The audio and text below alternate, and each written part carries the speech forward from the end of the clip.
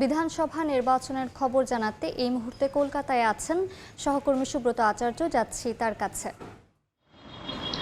দেখুন, প্রথম দফার ভোট তো নির্বিঘ্নে নিরাপদে এবং সুষ্ঠুভাবে হয়েছে এবং ভোটের যে রেশিও, ভোট পড়ার যে রেশিও, সেটিও পশ্চিমবঙ্গের নির্বাচনী ইতিহাসে বলা মানে পশ্চিমবঙ্গে নয়, সামগ্রিক ভারতের নির্বাচনের ইতিহাসে এটি একটি বিরলতম একটা বেঞ্চমার্ক।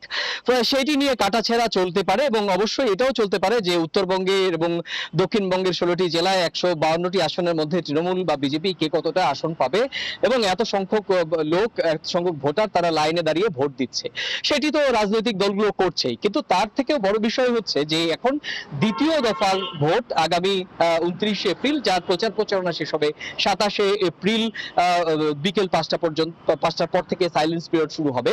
সেই বাকি 142 আসনে তৃণমূল আর বিজেপি কে কত আসন পাবে এবং ভোটারদের মন জয় করার জন্য তারা কি বলছেন। আপনি জানেন যে দ্বিতীয় দফার প্রচারে গতকাল থেকে আমরা দেখেছি মাটি কামড়ে পড়ে রয়েছেন প্রধানমন্ত্রী নরেন্দ্র মোদী। গতকাল তিনি নদিয়াতে এবং দক্ষিণ 24 পরগনাতে নির্বাচনী সভা করেছেন, হাওড়াতে র্যালি করেছেন, আজকে রাতে তিনি রাজভবনে ছিলেন, সকালবেলা তিনি প্রথমে পানিহাটি, উত্তর 24 পরগনার দমদমে সেখানে যান এবং এরপর কিন্তু তিনি দক্ষিণ কলকাতা যাদবপুরে সভা করেন। উল্লেখযোগ্য বিষয় হচ্ছে নরেন্দ্র মোদী যেখানে যখন এই সভা করছিলেন তার মধ্যে একটু কনফিডেন্ট দেখা যাচ্ছিল এবং একটা হুমকির সুর। প্রথম দফাতে নির্বাচনের ক্ষেত্রে যেরকম ভাবে তারা অতটা হুমকিতে যায়নি, এবার কিন্তু পরিষ্কার বলা হচ্ছে, তারা বলছেন যে নির্বাচনে তারা জিতবেন এবং নির্বাচনে জেতার পর তৃণমূল কংগ্রেসের যারা মাফিয়া রয়েছে তাদেরকে কিন্তু দেখে নেওয়া হবে।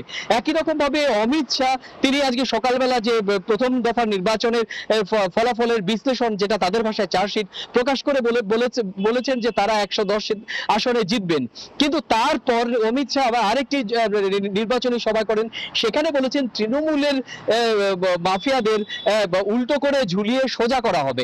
এই যে বক্তব্য, সেই বক্তব্যগুলো কিন্তু রাজনৈতিক বিশ্লেষকদের কাছে অত্যন্ত তাৎপর্যপূর্ণ। এদিকে আপনি জানিয়ে রাখেন যে মমতা বন্দ্যোপাধ্যায় কিন্তু একই রকম ভাবে ইতিমধ্যে 294 যে আসন, প্রায় 200টিরও বেশি বিধানসভা আসনে চষে বেরিয়েছেন। আজকেও তার কলকাতা এবং কলকাতার আশেপাশে তিনটে জনসভা আছে, দুটো রোড শো আছে।